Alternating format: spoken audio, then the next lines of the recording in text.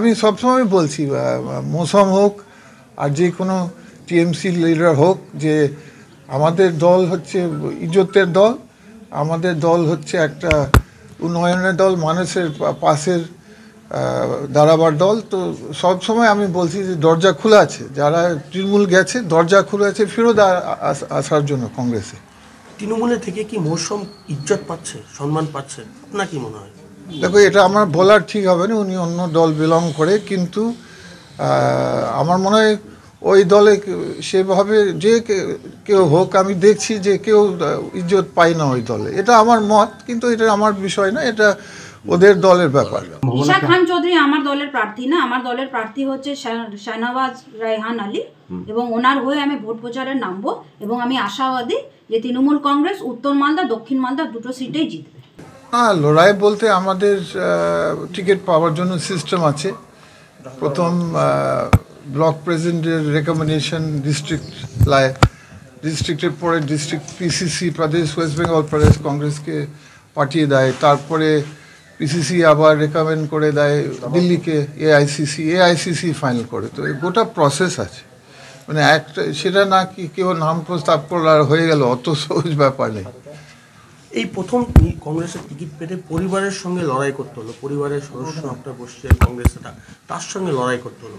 এই লড়াইটা পারিবারিকভাবে কতটা মানে আপনাকে বেদনা দিয়েছে বা কতভাবে আঘাত দিয়েছে? না, লড়াই কার সঙ্গে হচ্ছে? পারিবারিক। ও গতবার এবারের যে লড়াইটা, এবারের যে টিকিট পাওয়ার ক্ষেত্রে আপনার বাবাকে সরিয়ে, জীবিত অবস্থায় যিনি বাবা রয়েছেন তাকে সরিয়ে টিকিট পেতে ও এই লড়াইটা তো কোনো লড়াই নয়, এটা একটা ভুল দাঁড়ানো। ডালুবাবু ছাড়া, ডালুবাবু আমাদের ডিস্ট্রিক্ট প্রেসিডেন্ট, ডালুবাবু তো আমার নাম প্রস্তাব করেছে। ডালুবাবু, আমি আবার বারবার বলছি, আমাদের সব কিছু উনি রাজনীতি ছাড়েনি, একটু সুস্থ আছেন উনি, তবুও আপনি দেখতে পারবেন সপ্তাহখানেকের মধ্যেই উনি ময়দানে নামবেন। তো উনি আমাদের সব নির্দেশ দিচ্ছেন আমাদের মালদা ডিস্ট্রিক্ট কংগ্রেসকে, উনার নির্দেশ ছাড়া আমরা চলি না। উনি আমাদের ছায়া, উনি আমাদের কমান্ডার, উনি আমাদের সব কিছু। তো উনি আমাদের নাম, না হলে উনি তো নির্দেশ দিয়েছেন ডিস্ট্রিক্ট থেকে, উনি আমার নাম প্রস্তাব দিয়েছেন আর কি। সেক্ষেত্রে লড়াই করতে হয়নি আপনাকে? না, লড়াই করবেন কেন? উনি তো আমার নাম প্রস্তাব, লড়াই কেন? উনি তো ভেবেছেন আমি ভালো একটা প্রার্থী, উনি আমার নাম দিয়েছেন, লড়াইয়ের প্রশ্ন আসছেন কেন বুঝতে পারছি না। কোন ইস্যুতে লড়াইটা করবেন?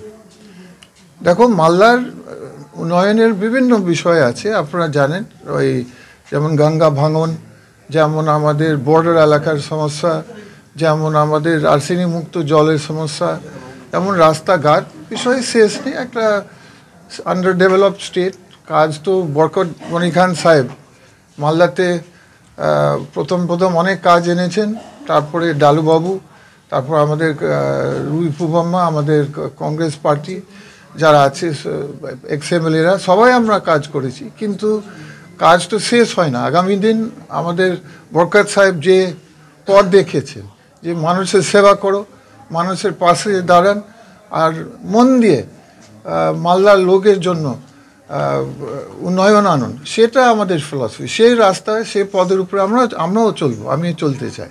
মূল প্রতিদ্বন্দ্বী কে হয়ে হচ্ছে আপনার? দেখুন, আমি একটা কথা বলতে চাই, কাউকে আমরা হালকা নিই না, কোনো দল সে যত ছোট যত বড়, আমরা কাউকে হালকা নিই না। কিন্তু বিষয় হচ্ছে কংগ্রেস হচ্ছে ন্যাশনাল দল, বিজেপি হচ্ছে ন্যাশনাল দল। তো আমাদের মূল এখন এনিমি হচ্ছে বিজেপি, কারণ দেশে আপনারা বুঝতে পারছেন যে বিভিন্ন দল আছে দেশে, কিন্তু দলগুলো হচ্ছে আঞ্চলিক দল, ওরা হচ্ছে একটা রাজ্যতে দুটো রাজ্য ম্যাক্সিমাম, আর আমাদের কংগ্রেস দল হচ্ছে অল ইন্ডিয়া দল। তো ন্যাচারালি আমাদের বড় লড়াই যে আসছে সামনে, সে কম্পিটিশন দিতে পারবে বিজেপির সঙ্গে কংগ্রেস, আর তো কেউ নেই, ন্যাশনাল পার্টি তো নেই। এভাবে কংগ্রেস পার্টি আছে, যে আমাদের বড় লড়াই হবে বিজেপির সঙ্গে। বলছি, বামফ্রন্ট কোনো ক্যান্ডিডেট দেয়নি, বামফ্রন্টের সঙ্গে কি সমর্থন হয়েছে বা জোট হয়েছে আপনার এই জেলায়? যতটুকু আপনারা জানেন ততটুকু আমরাও জানি। আমাদের হাইকমান্ড পিসিসি অধীর রঞ্জন চৌধুরী, যে উনি একটু 1-2 দিন আগে বলেছেন যে কথাবার্তা চলছে বামফ্রন্টের সঙ্গে। তো এখন অবধি আমরা আরও খবর পাইনি, কিন্তু ওই খবর পেয়েছি কথাবার্তা চলছে এবং একটা জোট হতে পারে বামফ্রন্টের সঙ্গে। বামফ্রন্টকে কি প্রচারে নিয়ে যাবেন? আপনার যে নির্বাচনী প্রচার হবে সেখানে সিপিএম অবশ্যই যদি জোট হয়, যদি আমাদের হাইকমান্ড, যদি আমাদের ওয়েস্ট বেঙ্গল পিসিসি প্রদেশ কংগ্রেস ফাইনাল করে, তাহলে অবশ্যই আমরা মিলিয়ে মিশিয়ে কাজ করব, নামবো ময়দানে নিশ্চয়, যেমন জোটে হয়। মৌসুমকে কি বার্তা দিবেন?